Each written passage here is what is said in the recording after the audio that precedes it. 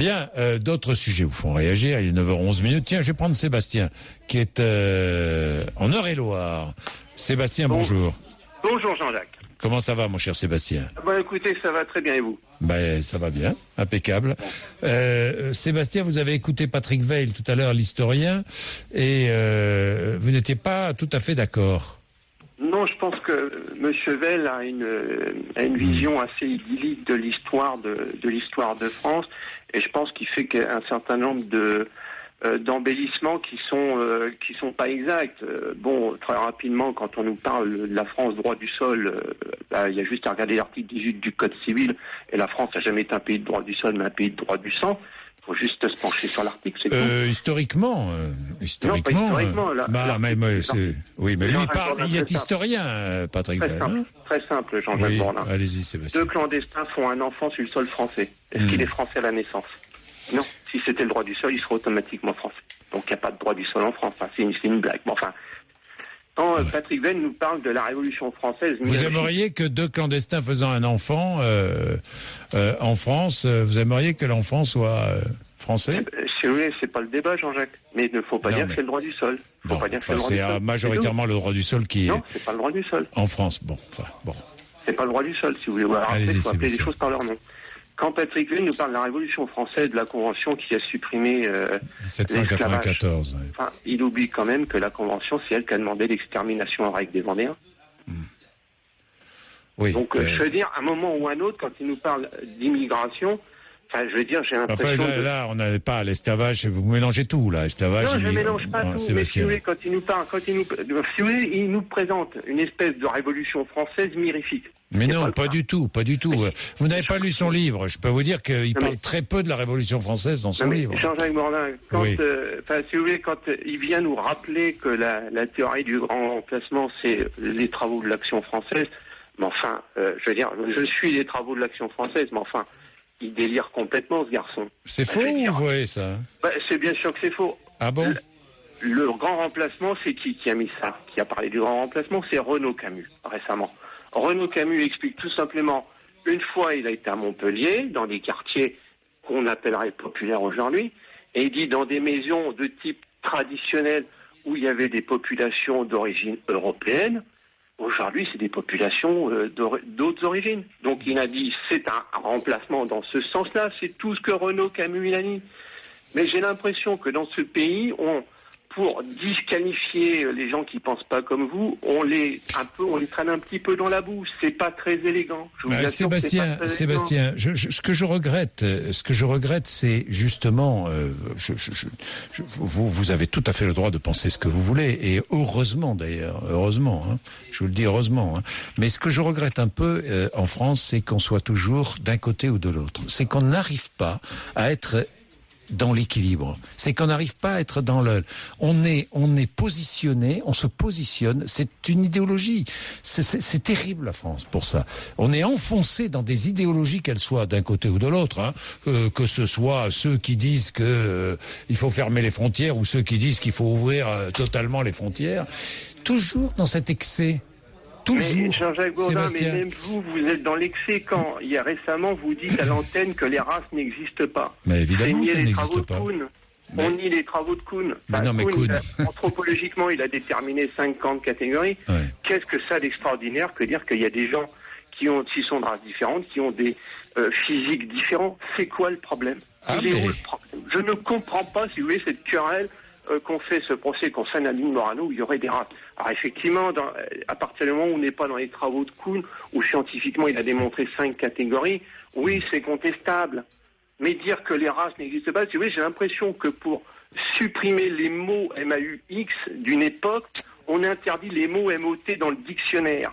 Et on donne des sens différents mots en disant, surtout si demain on dit... Non, vous savez que le mot race a été employé. Le mot race a plusieurs significations. Donc de toute façon, il a tout à fait sa place dans le dictionnaire. Personne ne veut interdire le mot race du dictionnaire, Sébastien. Je vois pas qui.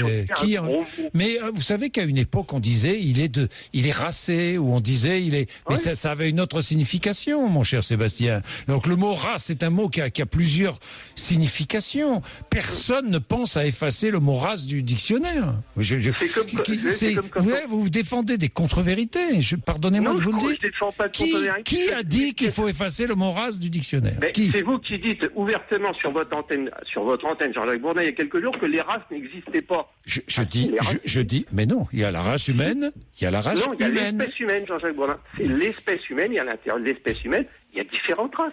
Il est où le problème? On a toujours dit que c'était bien l'espèce humaine. Enfin, je veux dire, j'ai toujours entendu que c'était l'espèce humaine. Sébastien, il y a le mot et il y a tout ce qu'on colle au mot et l'utilisation du mot. Pardon, Sébastien. L'utilisation du mot. Alors, vous sondez les âmes et les cœurs pour donner une signification. On n'emploie plus le mot race parce que ça sous-entend rien du tout. Sébastien, ce mot a été employé dans l'histoire du monde. Oui, alors? Il a été employé à quelle fin? Les fins scientifiques. Uniquement. Il n'y a jamais eu d'idéologie collée au mot race. Jamais.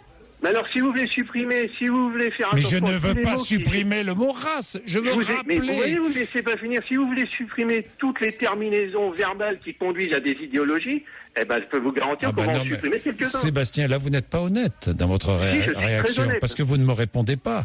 Est-ce que ce mot race a été utilisé idéologiquement? Bien sûr qu'il a été utilisé idéologiquement. Bon. Mais il n'a pas toujours été utilisé. Pour dire quoi? Pour dire qu'il y a des races supérieures à d'autres? Pour dire qu'il y avait des races supérieures à d'autres? Et alors? Ça vous choque pas, vous, qu'il y ait des races? Parce que vous pensez qu'il y a des races supérieures à d'autres? Alors dites-le, si vous le pensez. Dites-le. Supérieures dans quel sens? Je vais dire... c'est vous qui le dites. Moi, je vous ai pas dit qu'il y avait des races supérieures. Vous ne le pensez pas? Vous ne le pensez pas, Sébastien? Absolument pas. Je ne nie rien. Non, mais je vous crois. Si vous me dites, moi, vous savez, je crois. Je dis juste qu'il y a des races avec des caractéristiques différentes, c'est tout. Oui. Vous n'allez pas me dire qu'il n'y a quand même pas des gens qui ont des morphologies différentes. Des gens qui ont des cerveaux plus développés que d'autres, ou des gens qui ont des muscles plus développés que d'autres. Vous me dites, mais c'est ce que... une forme de terrorisme qui consiste mais c'est pas du terrorisme.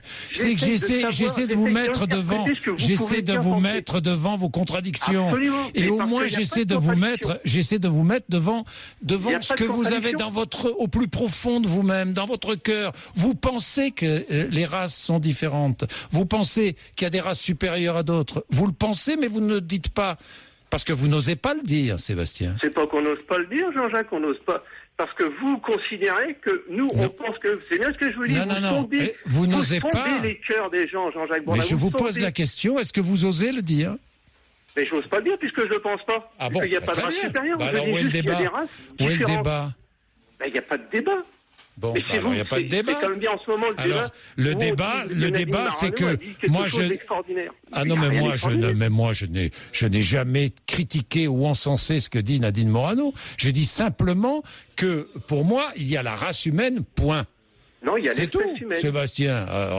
Mais pourquoi? Mais qu'est-ce qui vous gêne de classer les gens dans l'espèce humaine? Je ne comprends pas. Mais ce qui me gêne, mon cher Sébastien, c'est qu'à partir du moment où vous accolez au mot race un qualificatif quel qu'il soit, c'est utilisé idéologiquement. Et vous le savez très bien. Absolument et ça a été utilisé dans toute l'histoire. Mais je suis étonné parce que j'ai l'impression que vous vous intéressez à l'histoire, Sébastien. Oui. C'est dommage parce que quand vous regardez l'histoire, vous le constatez, Sébastien. Et alors, mais c'est pas parce que l'histoire... Mais l'histoire ne nous apprend rien, Sébastien. Non, mais l'histoire ne nous éduque pas. L'histoire ne nous apprend rien. C'est pas parce que vous direz qu'on s'est servi des races idéologiquement à des fins meurtrières. Et là, je vous dis, oui, c'est vrai. Et c'est pas élégant et c'est pas noble. Là-dessus, je suis d'accord avec vous. Que de dire que demain, il y a une espèce humaine et à l'intérieur de l'espèce humaine, il y a des gens qui sont différents les uns des autres. Je vois pas où ça pose problème. Moi, ça ne me pose pas de problème. C'est amusant parce que vous employez le mot espèce, le mot race vous fait peur, j'ai l'impression. Absolument pas. Ah bon. Si vous voulez, je dis qu'il y a une espèce humaine, où on est tous de la même humanité. Vous savez ce que dit, vous savez, parce que... En fonction des morphologies, les 5 morphologies qu'a déterminé Kuhn. Alors je vais vous lire. En génétique, En génétique, le phénotype, c'est ce qui est écrit dans tous les dictionnaires de France et de Navarre et de tout ce qu'on veut. En génétique, le phénotype est l'ensemble des caractères observables d'un individu, race, catégorie de classement de l'espèce humaine selon des critères morphologiques ou culturels, sans aucune base scientifique. Je dis bien sans aucune base scientifique. On est bien d'accord, hein, Sébastien? Donc, classement, aucune base scientifique, et dont l'emploi est au fondement des divers racismes et de leurs pratiques. Face à la diversité humaine, une classification sur les critères les plus immédiatement apparents a été mise en place et a prévalu tout au long du 19e siècle. Les progrès de la génétique conduisent aujourd'hui à rejeter toute tentative de classification raciale chez les êtres humains. Nous devrions tous avoir ça dans le fond de notre poche. Tenter de rejeter l'évidence, si vous voulez. Mais je ne rejette pas. Mais ça repose sur parce quoi, que c'est votre évidence, Sébastien. Votre évidence, elle est claire. On l'a compris, mais au moins assumez-la. Moi, j'aime les gens qui assument. Elle repose sur quoi? Elle repose sur rien de scientifique. Bon, d'accord. Bon. Elle repose sur... Est-ce qu'il y a une dimension scientifique dans votre définition? Bon, allez. Sébastien, on va arrêter ce débat, ça ne sert à rien. Moi, j'aimerais que vous me disiez le fondement de votre pensée. Malheureusement, vous ne l'assumez pas. Pardonnez-moi de vous le dire. Alors, clairement, si j'assume bien... Vous voyez, comme vous êtes... Alors assumez, moi j'assume. Mais j'assume complètement. Je vous dis tout simplement qu'il y a 5 catégories de races qui existent, et nier l'existence de ces 5 catégories de races, c'est nier tout simplement l'évidence. Bon. Bien, merci Sébastien. Merci, il est 9h22, vous êtes sur RMC. Merci au moins. Mais pourquoi ne pas dire clairement ce qu'on pense ? On pense que la race blanche est supérieure à d'autres races. Certains le pensent. Je sais que certains le pensent. J'en suis même certain. Mais alors pourquoi ne pas le dire, hein? Nous condamnerons. Oui, parce que moi je condamne cette idée. Nous condamnerons, nous répliquerons, nous argumenterons. Mais au moins dévoilez-vous. Dévoilez-vous. Ayez l'honnêteté de vous dévoiler. Mathieu Béliard.